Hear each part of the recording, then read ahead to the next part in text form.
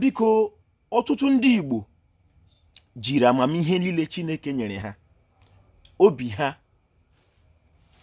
chọọ ka ha ghọtacha akụkọ ndị ọcha, ebe ha ji ihe a niile eti ka aghọtacha ihe nwa bekee yela akọrọ ha. Ọtụtụ aghọtawa na ọ ka mmi were ọrụ dịrị ha dịka mmadụ nye Chineke, wereze nke dịrị Chineke larụchitere Chineke. Ebe anyị nwa si bịa dịka ndị Igbo, anyị nwa aghọtawala otebedịghị ndị a bịara, anyị werele Kongo. Ledu kemgbe Kongo gewere akụkọ ndị ọcha, legodo ihe otu ebe a ka dị. Anyị nwa ka ebe m si bịara ka natara akụkọ ndị ọcha 1910, otebeghị. Lelu Kongo.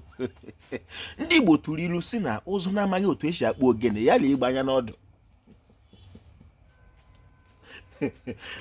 Isiokwu m n'ụbọchị nke taa bụ Ịza Ámá.